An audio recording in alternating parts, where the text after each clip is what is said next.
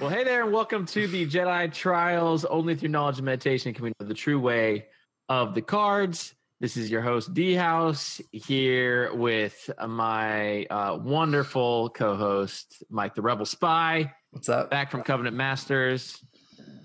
Are you just beat or what? Literally just back. I got back home like 25 minutes ago. But it just shows how committed you are to the fans. The show must go on. Yeah. There's no rest for the weary. We will get into your experience at full length at Covenant Masters for sure. But we have some big things that happened, Mike. Number one, we've got some Jedi Trials exclusive spoilers to cover today. Right. Which is wonderful. We've got a nice little theme in our cards. We also got an FFG article with release date of July 5th, which is like next week, basically. Yeah, that's amazing.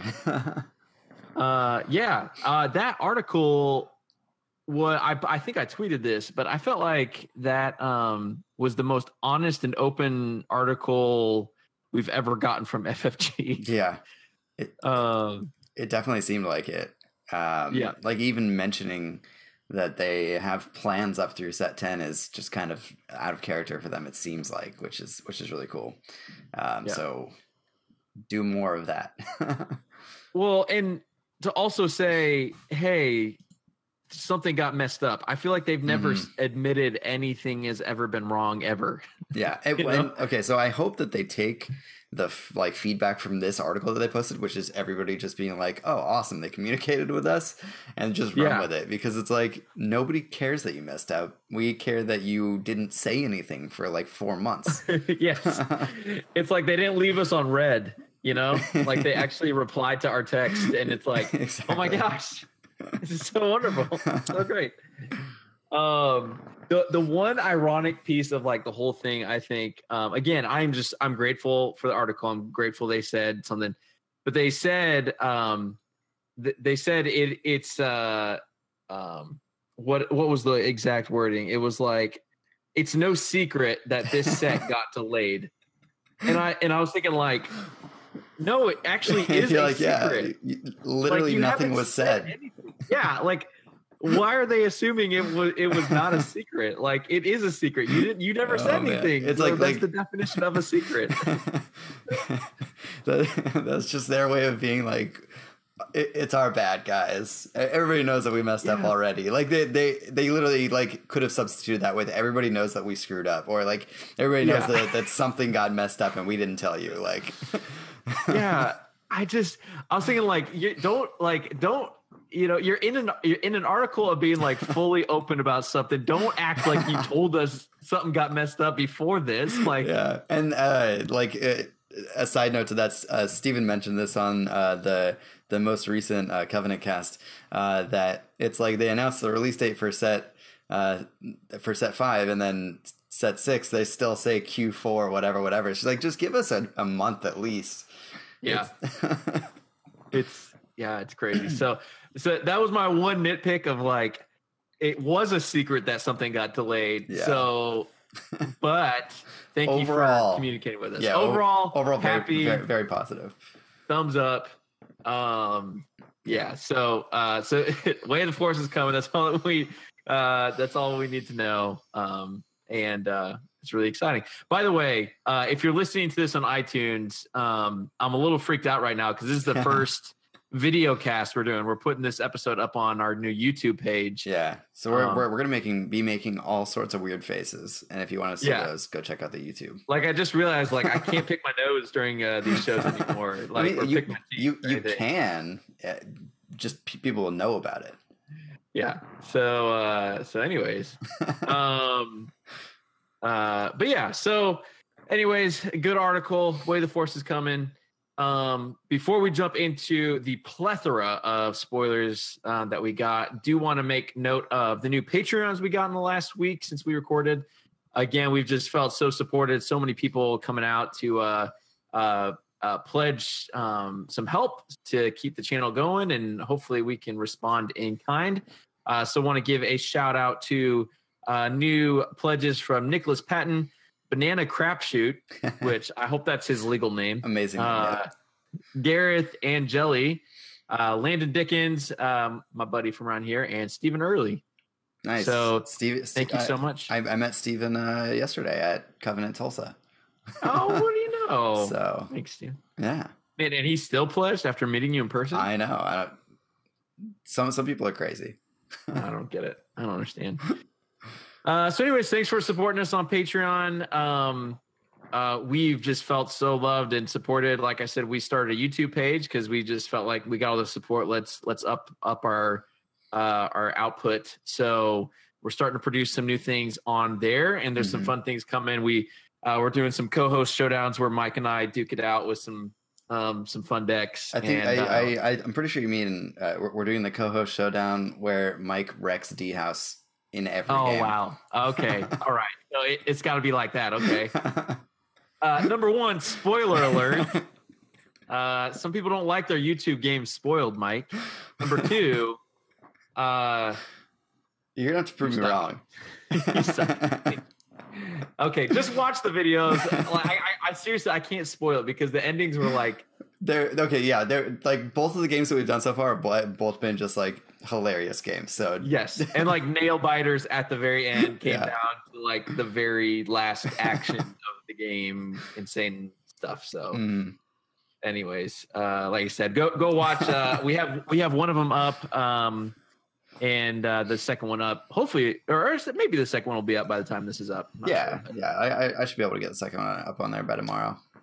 But like I said, for Patreons after the 1st of July, when Patreon charges cards, we'll be sending out our rewards for the $5 and $10 tiers. So if you want to hop on there, now's your chance to do so. Yeah, I just got in these Obi-Wan Kenobi cards for the $5 tier. So I'll post some pictures of them, but they turned out pretty sweet. So nice. I'm excited about those. It's awesome.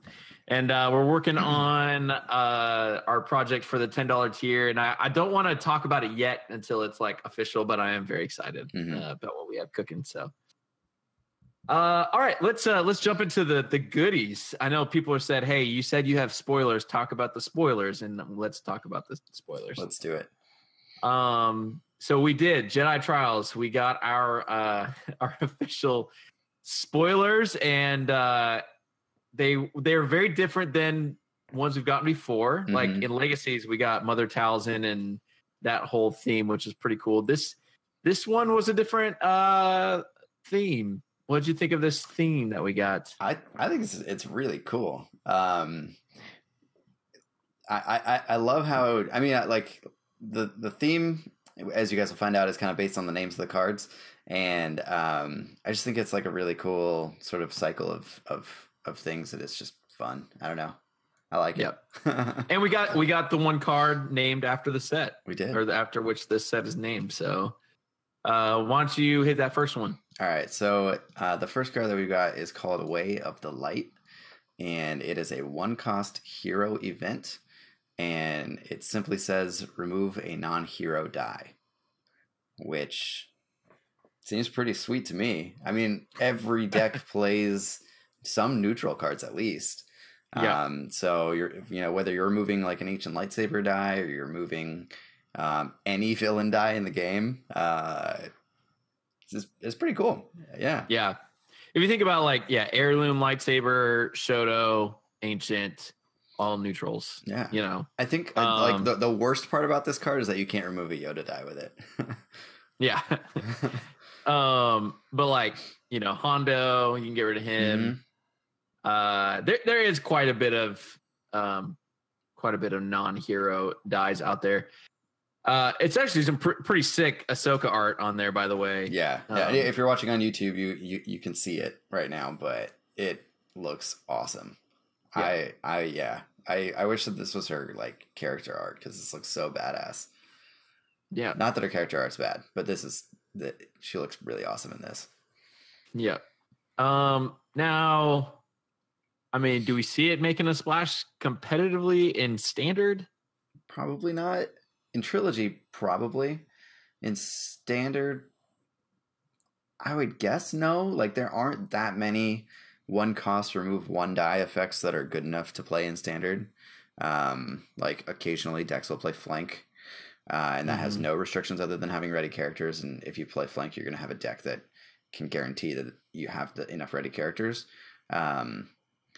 Other than that, like Pin Down is another one where it's like spot a vehicle to remove any die, but the decks that play it like very reliably have vehicles when they need to play that card. So my hunch is no. When like the first 3 sets rotate, this could make its way in if there isn't as much sort of like one cost blowout removal as there is in that first cycle. Yep. So that's kind of my take on it. Yeah, I think you nailed it. I think trilogies could see some play just because removal is limited. I think in draft this is awesome. This is a sweet pick in draft. Yeah. And I know much more about draft now than I did 2 days ago. But I mean, even just thinking like Ketsu, Lobot, Anakin, like literally every single character and every single die in Rivals is a non-hero die. So yeah, you're always going to have a target for it. Yeah. So yeah, there you go. Sweet. All right. Moving on. So we have the Way of the Light. We are the Jedi Trials. We teach the Way of the Light. But unfortunately, some go the Way of the Dark. So we have its companion, another 1-cost gray villain card.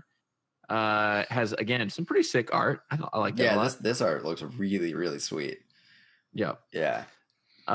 Says choose one of your defeated characters' dice and roll it into your pool. Set that die aside after it is resolved or removed. This card's pretty sweet.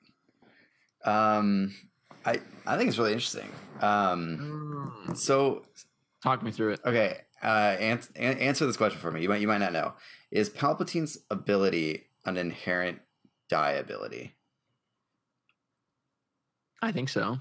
So, like theoretically, if you had like one die Palpatine and another character, and Palpatine was defeated, you could roll Palpatine's die into the pool and deal the 2 indirect damage along with whatever you resolve with him.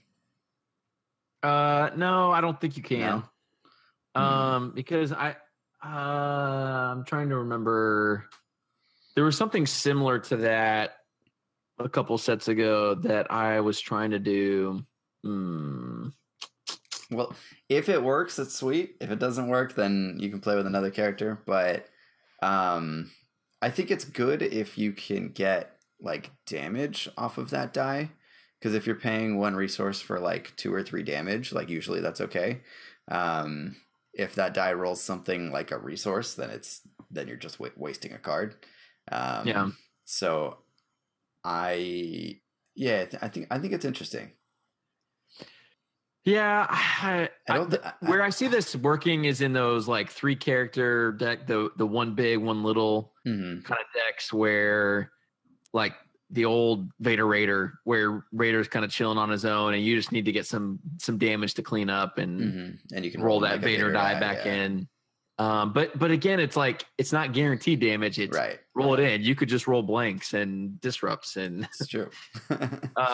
Which just feels very just sad. But yeah. Okay. What if you play Talzin something like let's say for example Talzin Vader,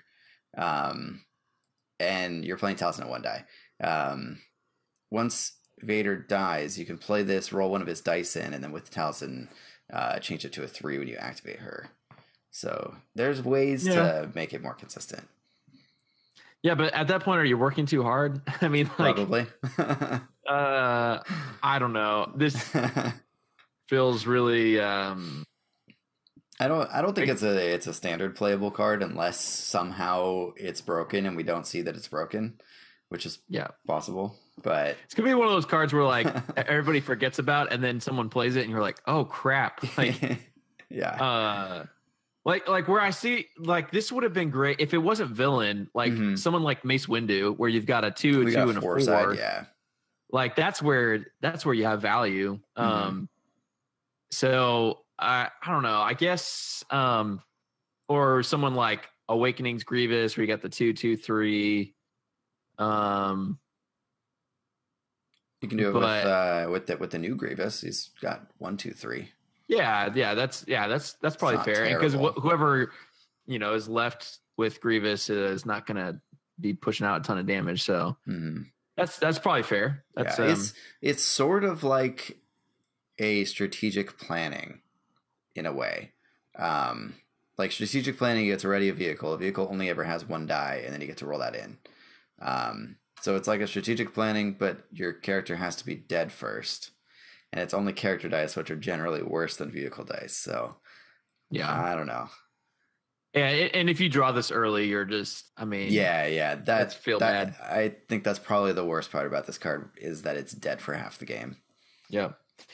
But if we see any more characters with like 4 sides, this card might come back and see a little bit of play. We'll have to come back to it. It's also a nice, again, like in draft, like I feel like it'd just be funny to play this, like even like on an Anakin die or something, and you're just like, hey, here's something, like they think they're card, and I don't know. Yeah. So, do you want to know something that bugs me about these 2 cards? What's that? Is that Way of the Dark has flavor text that says peace is a lie, there is only passion, and it's dash the Sith code. And Way of the Light has nothing. They could have had something, and then the Jedi code. Like, come on, guys. Maybe they sent these spoilers to us because they wanted the Jedi trials to decide the flavor text. Perfect. So we need to do that, and then on every copy of Way of the Light that I have, I'm just gonna literally Sharpie it on there. Oh yeah, for sure. Because there is plenty of room on that card for flavor text. It's true. I mean, we've said some memorable things on this podcast too, so we could probably, fill the world with our wisdom by adding our flavor text. Let's do it. Like don't suck, roll good. Mm-hmm. That's a Way of the Light. Yeah. Roll good dash the Jedi code. All right, let's hit that last spoiler. All right, last one is Way of the Force. It's a 3-cost ability upgrade with no die, but it sort of has a die because it says play only if you spot a blue character. Attached character is elite. Place a second copy of his die on it. So it is not blue character only. You can play. You just have to spot a blue character. So I think that's pretty cool. Secondly, it's an ability upgrade, and you know what likes ability upgrade is Sith Holocron. So I think that there's some potential here. Good old Holocron. Yeah. Like, this might not be the best, but can you imagine like Palpatine Royal Guard, and then you just make Palpatine elite with this, and then you have a Royal Guard as well? Like, that seems pretty good. You're paying 3 resources for a 7-point die, or however many points it is. Yeah, that seems good. The other piece of this is it's play only if you spot a blue character, but doesn't have to be a blue character, even though it's a blue card. Right. So there could be some interesting ways to do this. You know what I thought of was that old janky 1-die Vader Elite 7th Sister deck you ran for a little bit. Yeah, that would be fun. And then you just put this on Vader. Yeah. And then you get the elite Vader. Because a lot of times you're like, well, I got to kill 7th Sister. She's got 3 dice, and Vader only has 1. And then you holocron out all of a sudden second Vader die. Yeah. So the one caveat here is that it's a 3-cost die, and the die is always your character die. So that die has to be worth more than an heirloom lightsaber, basically. It has to be a better die than that. On Palpatine, it always is because of the ability. So I think that that's kind of at least that's the first deck that I'm going to try with this. But I could see other characters where this could be really cool. And with Holocron, there are a lot of ability, 3-cost ability upgrades that are not better than character dice. And so if you can get this out for free, then it's pretty cool. The one thing I think is true is that if you do Holocron this, you can't spend a resource to roll the die into the pool. Yeah, that feels like so. That feels right. Yeah. It does have Vader and Palpatine in the art, so maybe they knew hey, you should try this with Palpatine and right, Vader. and Vader, yeah. Yeah. But I mean, what are we gonna do when Holocron cycles out, in 8 months or whatever it is? Yeah. I honestly, I might even play this somehow in a Yoda deck. Like, if you're playing some kind of 3-character 4-die hero deck with Yoda in it, and Yoda is not elite, you can sometimes gain enough, like getting resources with a deck like that can be easier. Like if you build your deck right so that you have 3 resources available, and then an extra Yoda die can pay for itself so fast. So, yeah, interesting. Mm-hmm. Because what I'm trying to remember. Yeah, I mean, you're the mill guy. It was like the Rainbow Mill with Riken, Yoda, Jedha. Mm-hmm. Yeah, none of those were elite. Right. So I was just thinking like the only one you want more than 1 die in there is Yoda, but Yoda is often the target too. So I don't know. Yeah. But yeah, I mean, I don't even know why we're talking about mill, because that's what people, dirty players run. Like the new developer of Destiny who posted an article about how great mill is this week, because he is a very smart person. Okay,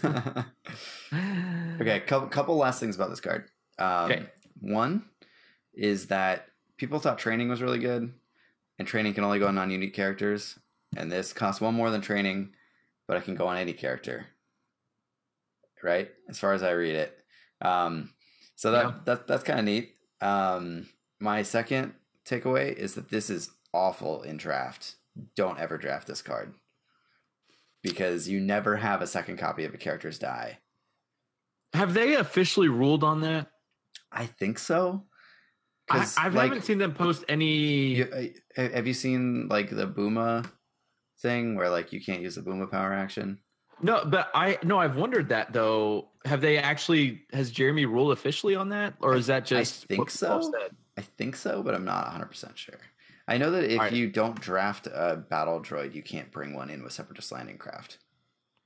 Yeah, I think they need to have like a definitive like rules on some of these like cards that bring other dice into the game. Yeah, they should have in a separate holocron document or something. Yeah, they should have a separate draft holocron. Yeah, because that's come up 100 times, like the Boomas thing, because Boomas get drafted all the time, and we've always ruled locally that you can't if you don't draft the second Booma, you can't do it. Right. But it's like, but the card's value was built into that power action too. So, right. So yeah, in drafting it, you're getting less value out of it than you expect, I guess. Yeah. Yeah. So we'll have to figure that out. If it's the case that you don't, that you have to actually have drafted a die like that, then this is garbage in draft. Yeah. Like for sure. Straight up unplayable. Yep. All right. Should we move on? Yeah, sure.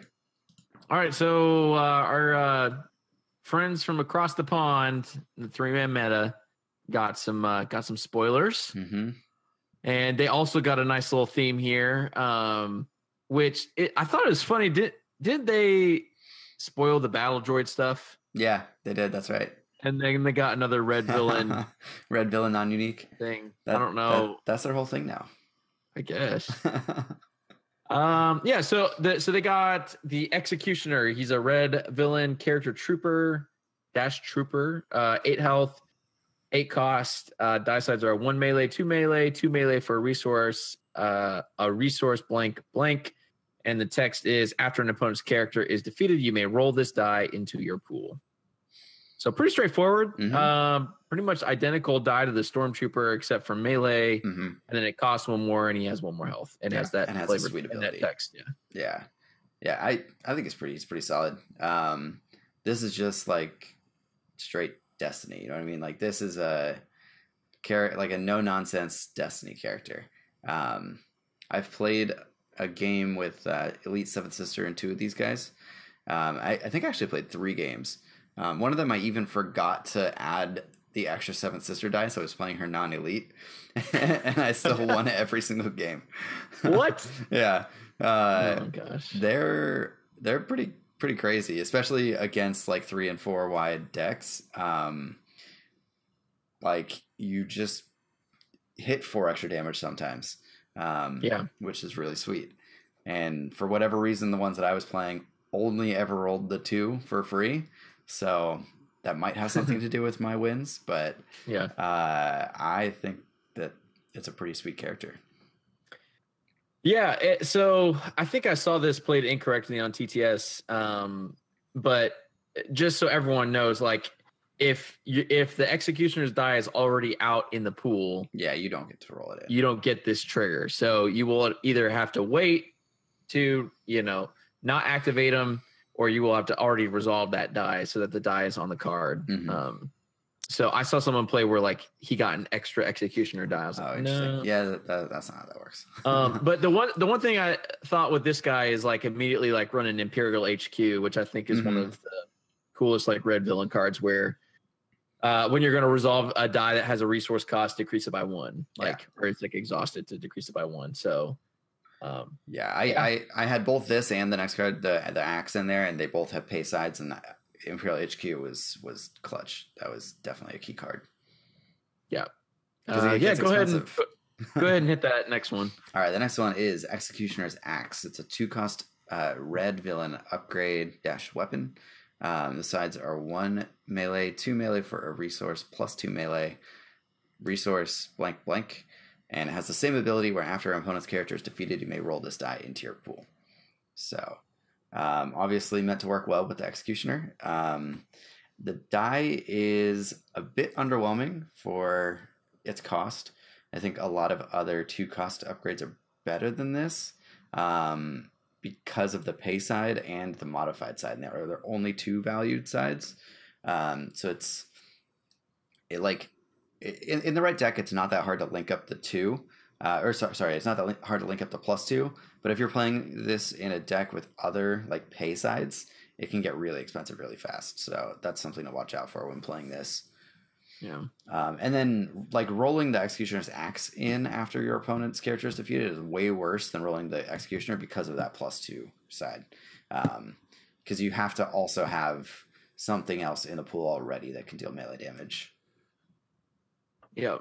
So is this better than like training?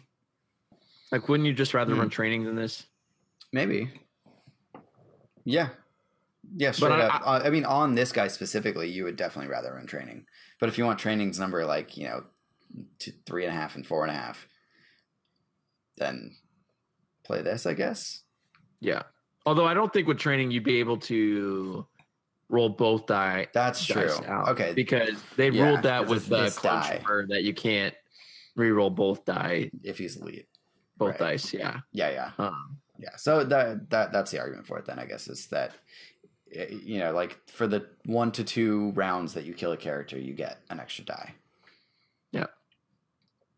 So. Yeah. I mean, pretty solid. Not too much to talk about. I think the Executioner is really cool. I think it fills a slot that there isn't much there. Like for 8-cost red, like villain character, you get either like this guy, Sienna, or Newt. I think those are the 3, and he feels way different than either of those, which is cool. Or TIE Pilot. Yeah, nobody plays TIE Pilot anymore.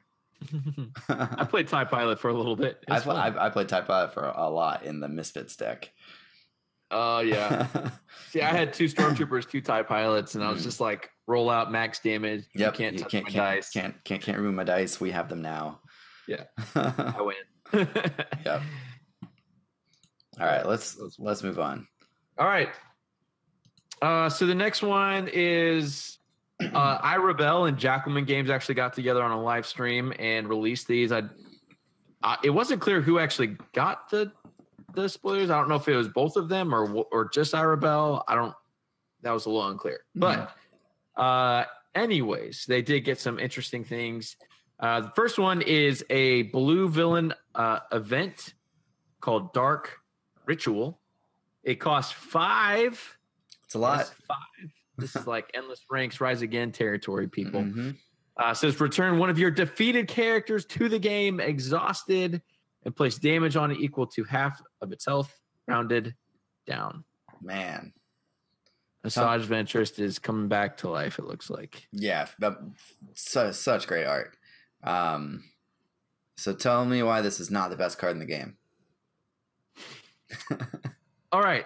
So number one, you don't get your upgrades back. True. Okay. So you're getting your max 2 dice back. And they come back exhausted. So you don't even get to use their dice this turn. Okay.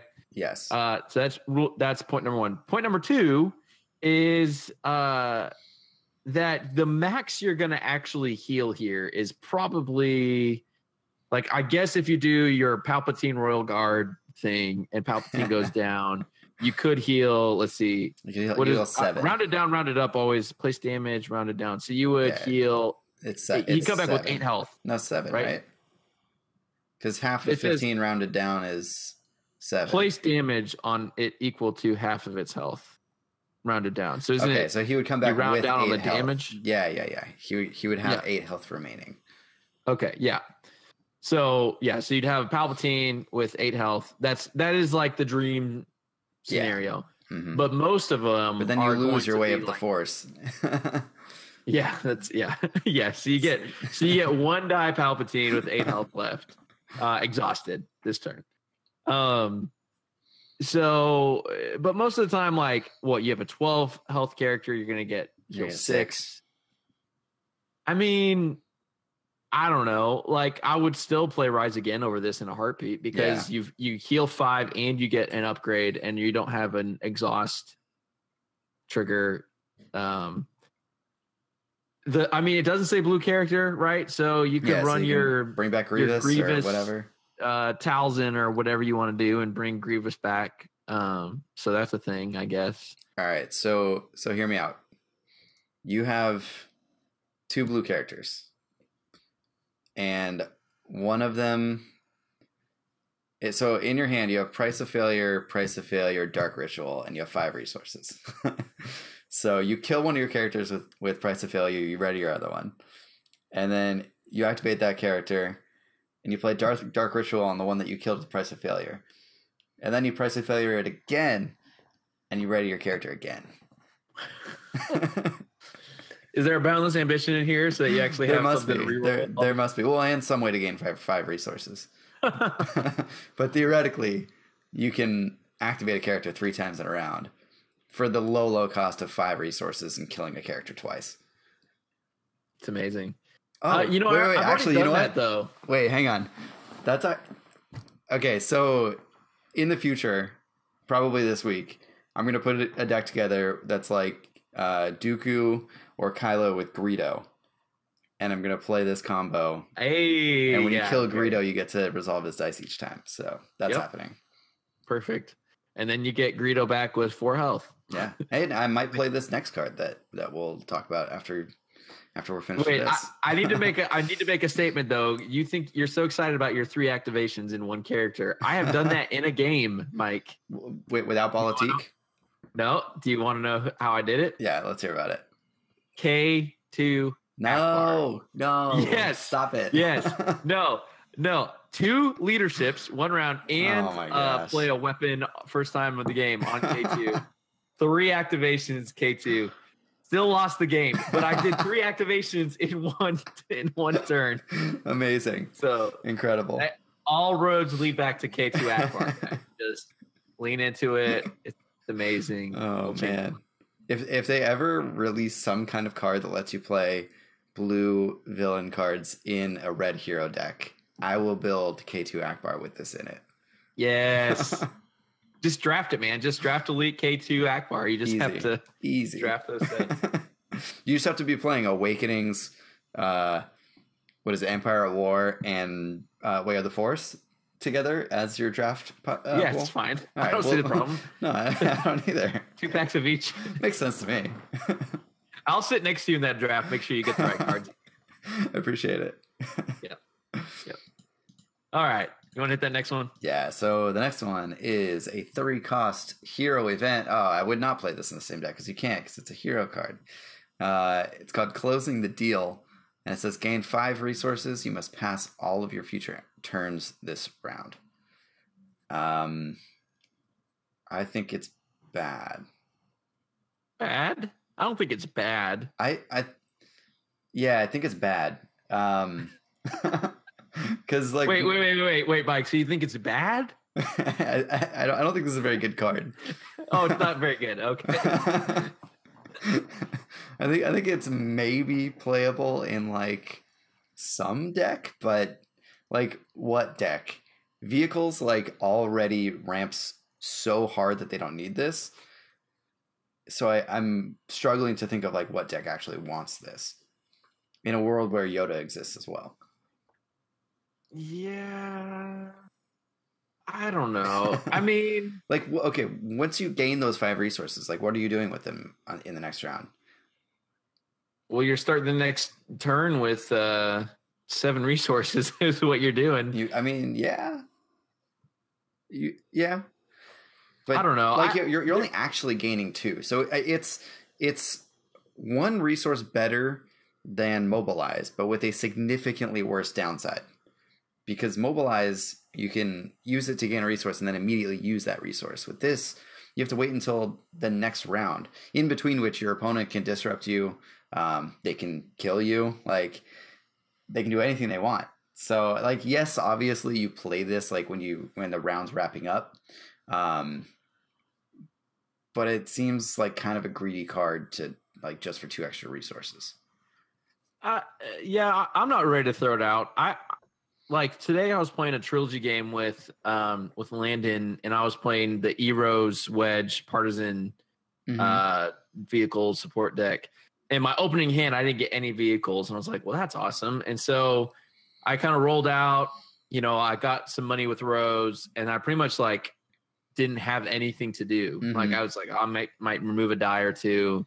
And so in those scenarios, like to be able, like when you're just stuck, you're like, I'm just done with my turn and I have all these resources to play this. And then sure enough, next turn I drew like a speeder tank and a modified hawk and like, I think it was in a runaway boomers or something like that. Yeah. Again, it's, I'm not saying it's going to change. I can see it in Trilogy because Trilogy doesn't have Rally Aid or like Tech Team.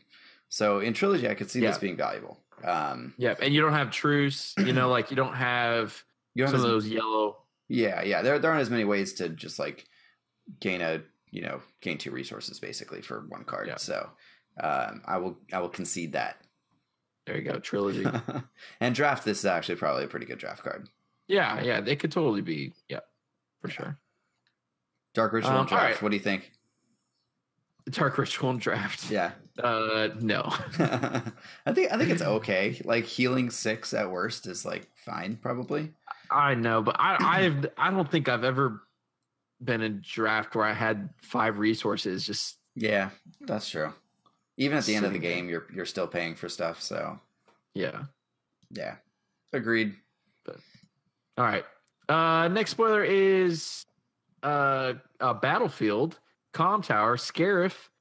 Claim effect, resolve one of your dice, increasing its value by 1 if you spot a plot. This one's pretty cool. It's interesting, right? Like because this is one of those where like you could take this battlefield and your opponent could have absolutely no benefit from it if they're not running a plot. Yeah. Like you're just completely safe. Yeah. And even if they are, like the effect isn't like devastating to you if they end up resolving it.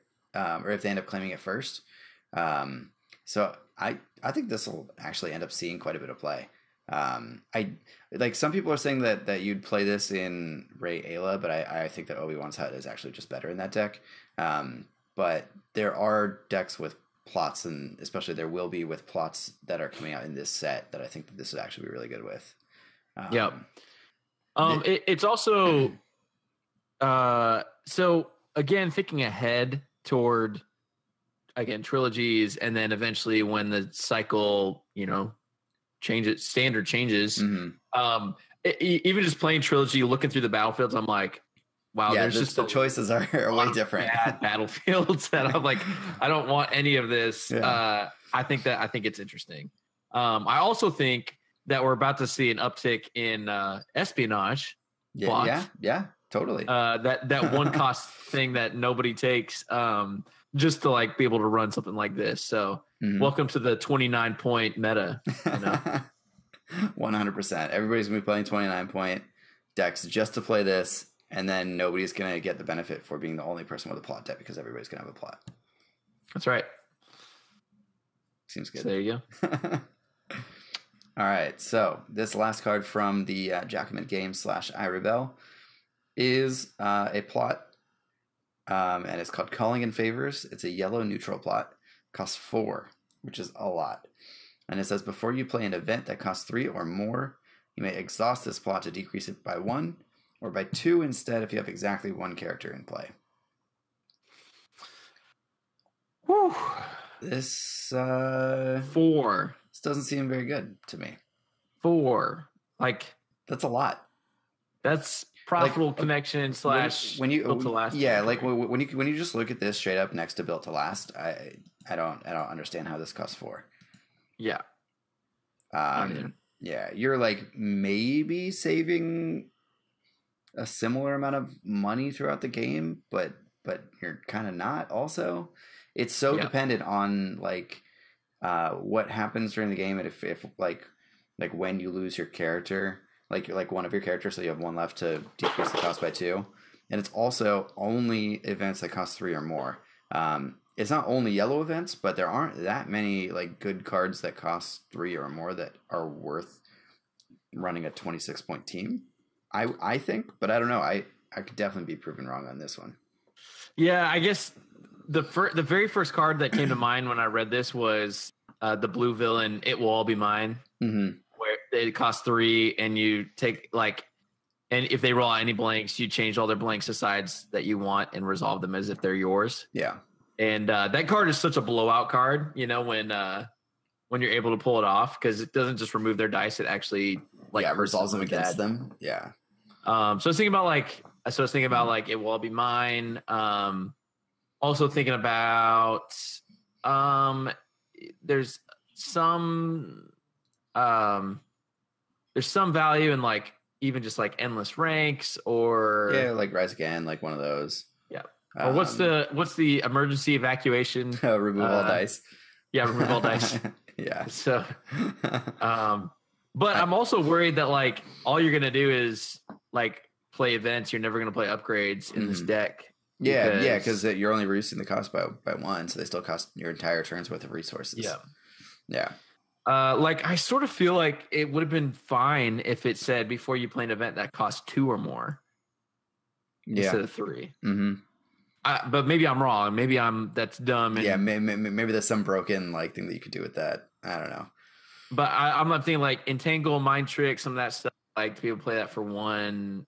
I mean, yeah. Well, I mean, all right. So I'm gonna be playing this with Greedo Dooku again, and I'm gonna be. I think you can do that 1 die or old Greedo. Dooku. Well, yeah, you can do Elite Greedo with old Dooku, or 1 die Greedo with new Dooku. Can you do that? Yeah, you can do that. That's 25. So maybe some other yellow character, and then Price of Failure, and then you can play Rise Again for 3, and you can play Decisive Blow for 1, and then you win. Decisive Blow. Yeah.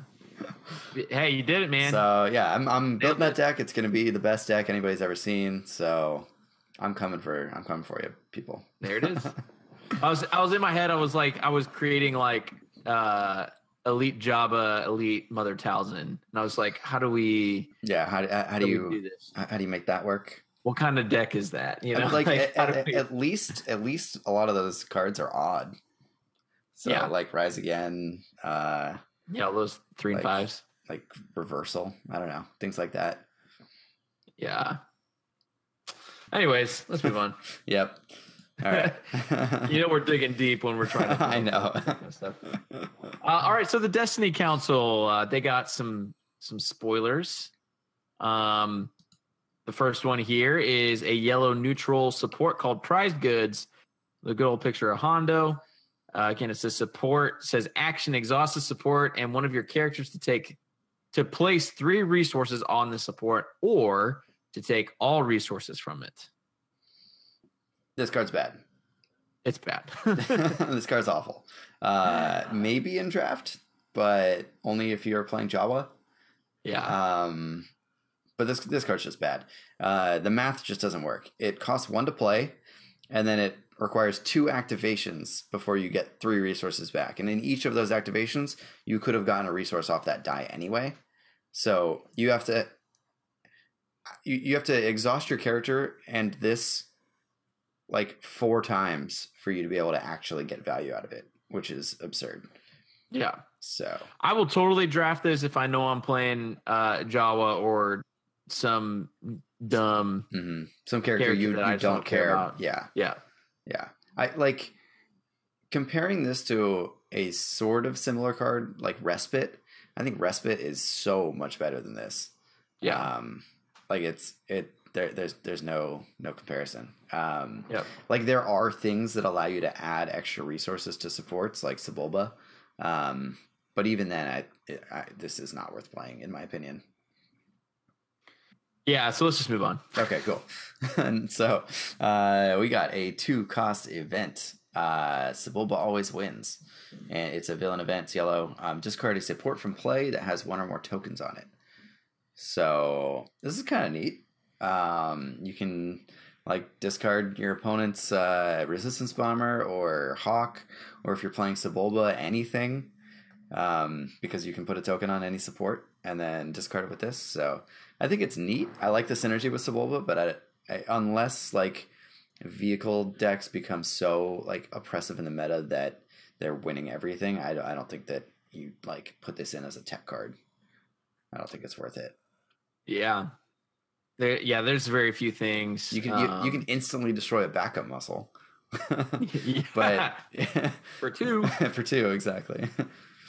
Yeah, I mean, like if planetary bombardment gets out of hand, like everyone's delving for planetary bombardments.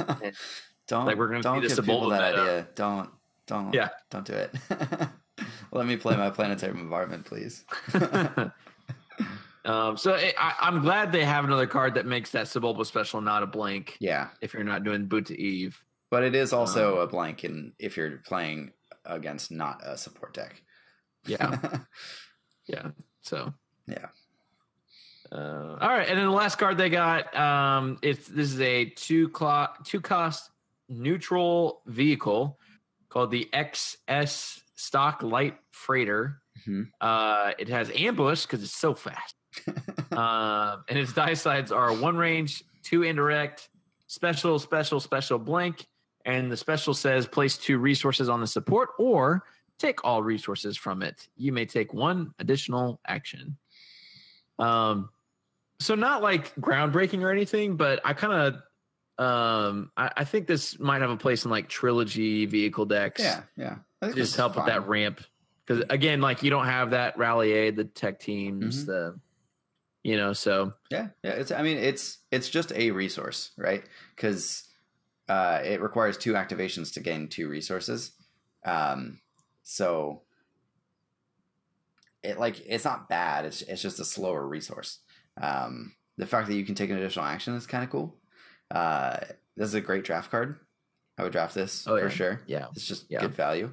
But like it may as well just be like 1 range, 2 indirect, resource blank, and that's like a fine die for 2 resources. So I don't hate it. Yeah, there you go. But yeah, not too much to say about that one. All right, moving on. The friend got a couple spoilers. And they're pretty interesting, I gotta say. These ones are cool, yeah. Yeah, why don't you hit that first one? All right, so we got Firmus Piett. I think that's how you pronounce his name, but I don't know. I should know.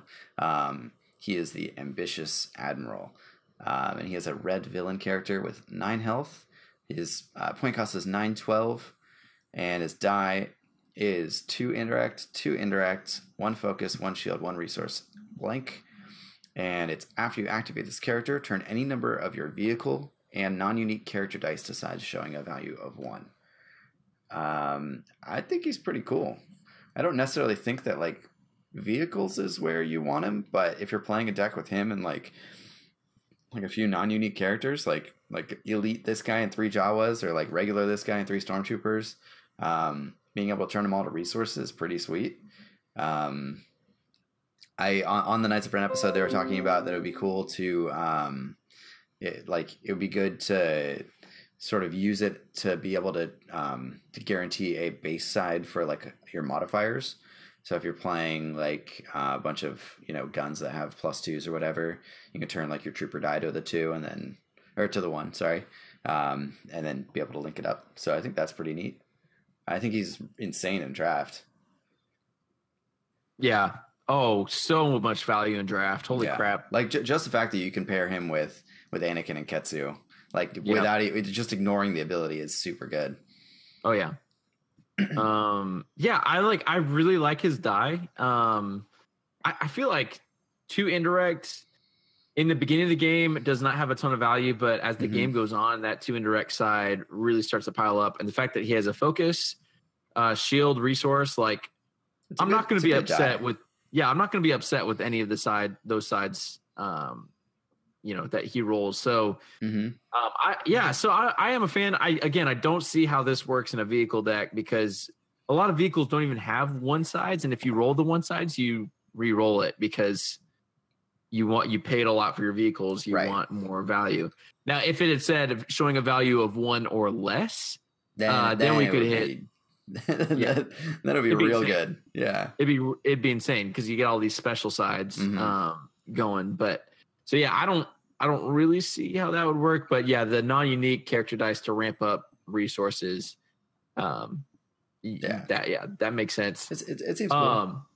Yeah, I mean, anytime you see a unique red character for low cost, you got to think about leadership, right? So leadership is one of those cards that has proven time and time again to be very powerful. Sienna's been kind of the main leadership target with like the Bro TK decks that came out. But I think so. We've been talking a little bit offline about this, but I think this guy could be a good pair for the new Count Dooku. Yeah, and I'm kind of torn about it.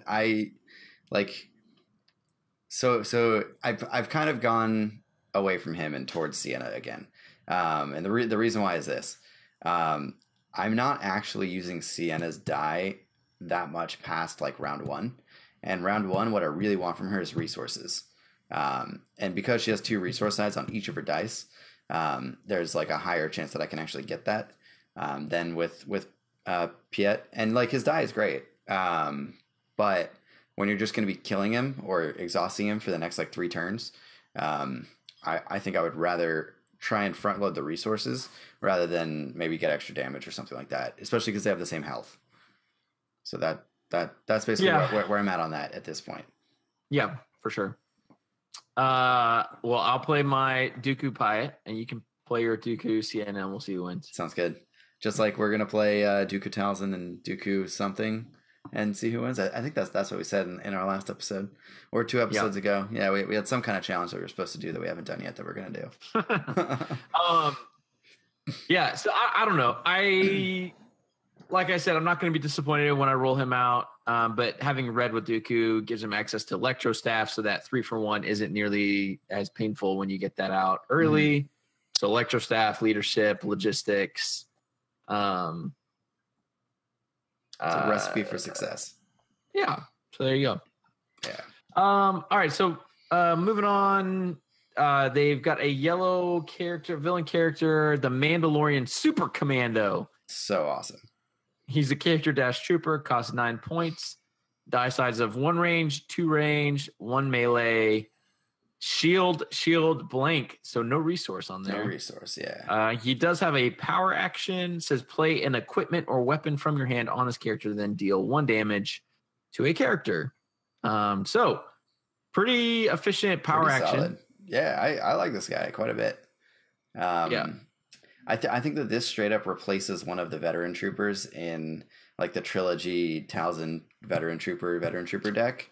Oh, interesting. Because then you just go rainbow. You have the same amount of health. You have really good damage sides on all your characters, and you just kind of get the best of all worlds. Yeah, for sure. Although those locked and loaded plays with the 2 trooper die to its 6 indirect are pretty solid too. Yeah, that's true. But I mean, you can do that with the frag grenade, and when you play frag grenade on this guy, you get to deal damage for 1 resource, which is cool. Yeah, that's really good. Yeah, I like this guy a lot. Do you know why he's red and black? Nope. So in Clone Wars, Darth Maul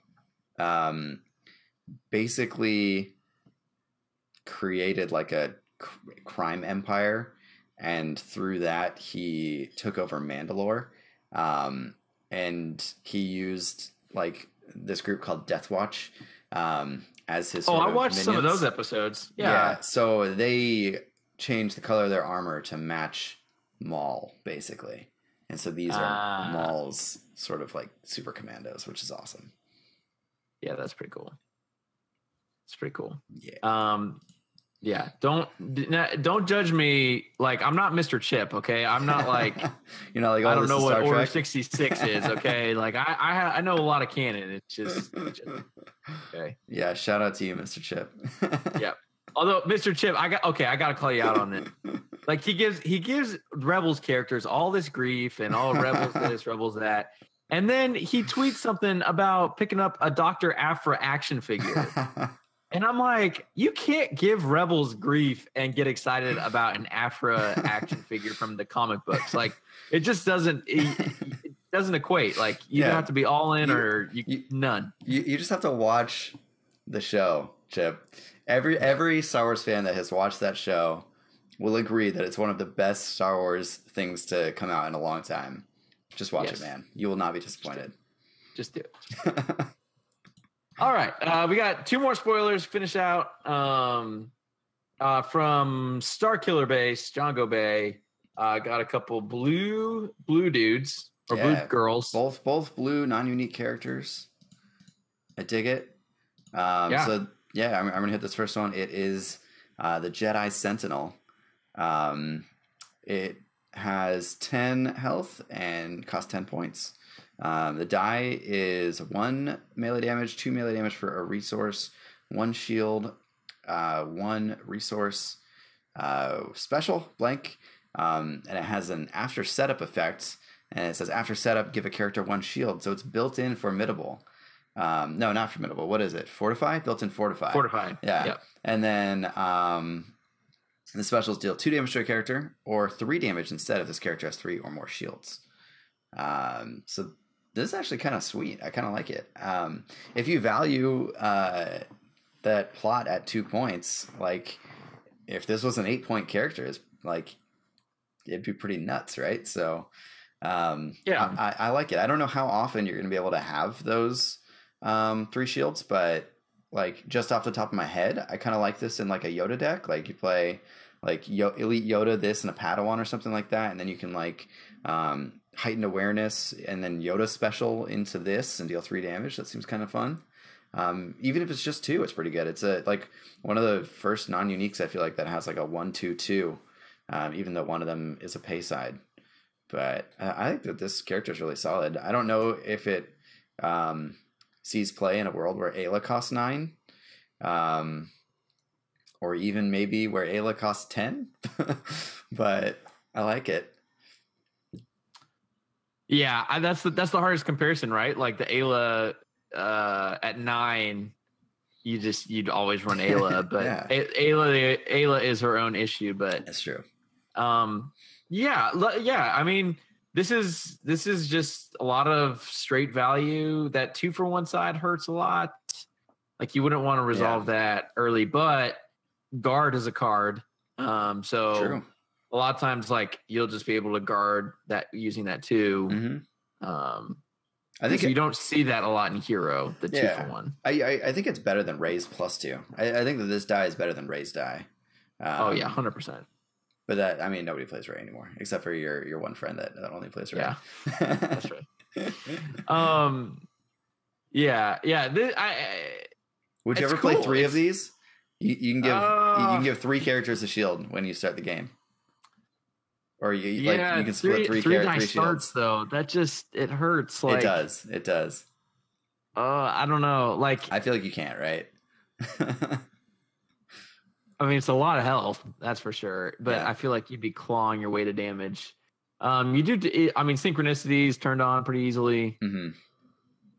So no, I Yeah, probably no, would not. no.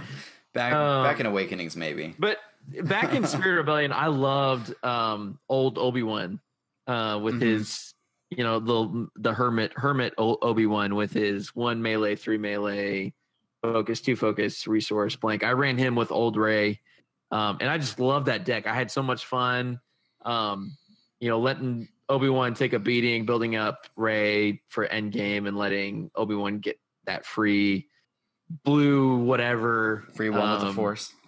Yeah. Back then, when people actually played that so card. I was like, I would totally run this dude with old Obi-Wan, and so let Obi-Wan build up, and then this guy will probably have 3 shields at some point, and so I don't know. As a fun deck, not a competitive deck, but just I miss old Obi-Wan. Yeah, I get you. I get that crazy hermit out. So yeah. All right. So the other one he got is a blue villain. Generic. Man, it's getting late. Yes, generic. I was like, what is the word? Force sensitive outcast, 9 health, cost 9. Die sides are 1 range, 2 range, 1 disrupt, 1 discard, resource, blank. And while this character has 1 or more damage on her, decrease the cost of the first blue ability you play on her each round by 1. So sweet. Yeah, sort of like a Padawan effect, but it's each round. Mm-hmm. As long as she has damage, and she's got some good health on her compared to the Padawan. Yeah, definitely. Like 9 health is great. Her die is decent. I like if you're running a 9-point elite character. I mean, sorry, a 9-point like non-elite character. Like Talzin's probably better than this, but you can play this with Talzin. You can play 2 of these with Talzin, and then find some way to deal damage to them and play blue abilities for cheap. Yeah. I mean, like it's kind of cool. It's right? like Enrage, right? Yeah, like Enrage, and then but they're like the problem is that those are 0 cost, and Talzin doesn't like that. But like if you could play this with Talzin, it'd be kind of cool because like a lot of the like ability upgrades that you want to play cost 3, so you could then make them cost 2 instead, while there's still 3 for Talzin's ability. But I don't know. Yeah, you could go Fort Annexus Battlefield. Oh, that's true. That's true. So, but then they're already activated when you play the ability on them. Yeah, that's true. Yeah. If you run this girl with red, you could play Crash Landing and divide up some damage that way. Yeah. I mean, like, there's definitely ways to deal the damage. Like, yeah, like you said, Crash Landing or is Cannon Fodder any non-unique or just red non-unique? I think it's any. Yeah. I think it's any. So like those in Rage, there's the one in Legacies that lets you turn a die to a blank when you deal damage to one of your characters. Yeah. So you could play Elite Sienna Ray with 2 of these, and you have the same die, the 1 range, 2 range. Yeah. So you can pair up some of those, and then that gives you both logistics, holocron, Crash Landing, Cannon Fodder. It's interesting. And just do the holocron package, and yeah, it doesn't feel standard viable, I guess. Like unless there's something that we haven't seen yet in this set, which is possible, I don't necessarily think that we're gonna see this make any kind of impact on the standard environment. I don't know, but Eric Wainwright's probably already building a deck with Talzin, doing the blue thing with these guys. One thing I will say, I keep saying, I've said this a couple times to a couple of people. I don't play a lot of villain decks, honestly, and I haven't played blue villain since like Vader Raider and Awakenings. But every time I see a discard side on a blue villain, I just think of that old support Dark Presence. Oh, that 0 cost thing, where if you roll a discard on one of your character dice or any dice, I can't remember. Yeah, your opponent has to remove a die. Which, so again, if you run her with Towson. Again, it's even, so you're gonna hate it, whatever. But that's like, 4 starting dice with discard. Yeah, but I mean, I just think like every time I play that card, I'm not gonna roll a discard side when I need it. So I'm not. I don't trust my dice enough to play a card like that. But it is interesting. I love it. I mean, it's a good card. It's just not. I think it's underutilized. If there were a blue villain character or almost any villain character with 2 discard sides, I think that would be a different case. I think that would make that card see play. But the fact that each die is only a 1 in 6 makes it not quite as used. Sure. By the way, all 4 characters we just covered, I would draft all of these in a second. Yeah. That 9-10 cost, like, just opens up so many combinations. So do you play Jedi Sentinel over Anakin? You think that's better? I kind of do. I don't know. Maybe. I think I do. Yeah. Yeah. The extra shield at the beginning, and then you get the extra shield, and then and then it's not conditional on you discarding. Right. You have damage, because I just feel like I always, anytime I play Anakin, always sitting with like neutral cards in my hand. Mm-hmm. And I roll that special, and it can just be a blank. So yeah. Cool. All right. I think we wrapped. Well, that's a lot of spoilers. Man, they are just hitting it so fast, and we still have a week and a half. So who knows? There's so many content creators now. I feel like there could be a million more spoilers coming our way. So who knows? We'll probably post this and have more to cover. But really, really excited about these cards that we're seeing in Wave of the Force. But Mike, you just got back from Covenant Masters, and right. I want to give you some time to talk about your experience. And so I'm just going to hand it off to you. Oh man. All right. I'll keep this on the short end, because we're already pushing an hour, but yeah, it was amazing, dude. Like, drafting that much, drafting there was more than I've ever drafted. Actually, I went in, having done like 2 or 3 Legacies drafts, and oh really? Yeah, they draft every week there, so I was like out of my depth a little bit, especially the first day. So I got in on Friday night, and we did a couple drafts on Friday night, 1 Legacies and 1 Awakenings. My Awakenings deck was amazing. I drafted Millennium Falcon Millennium Falcon ATST, Black 1, TIE Fighter, speeder bike scout, every single vehicle I could get my hands on. It was amazing. Speeder bike scout. Oh my gosh, I forgot about that card. We only played 1 game, but I had completely wrecked my opponent. It was fantastic. You drafted and only played 1 game? Yeah, because it was like at that point it was just super late, and everybody was just ready to like head out. I mean, it was just for fun. So man, that makes me want to draft Awakenings now. Like, I totally forget about cards. Yeah, and then Zach, like, the entire draft was talking up like, oh, I feel a Vader in this pack, and then the very last pack that he opens a Vader in it, which was just a great moment. But yeah, man, it was just such a fun time getting to hang out with everybody, meet new people, like hang out with friends that I'd already made, and just draft. So the 9 rounds of draft that we did in the actual Covenant Masters was a lot of drafting. I went 2-1 in every single one of those drafts, and ended. You're consistent. Yeah, exactly. I went 6-3. I think there were like 8 6-3s, and I was 8th. I think there were only 2 6-3s 1 or 2 6-3s that got into the top 6.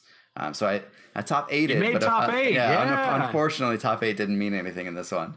But the tokens are sweet. The box, like the deck box, looks amazing. Just like really high quality stuff. I just wish I could have gotten my hands on one of those character boards. But it was such a fun time. It was worth it. Like, to go and hang out with everybody. Got to meet, some really cool people, and yeah, it was just like, drafts is just so fun. It's the way to play Destiny, I think, or at least one of my highly preferred ways to play Destiny. It's just a different experience. So Yeah. Oh, I just so agree with you. I always have the most fun when I'm drafting because everyone's on an even playing field. Mm-hmm. Nobody knows what they're doing. Everyone's rolling out and hoping, their deck kind of works out. I didn't even mention this, but we actually drafted last week.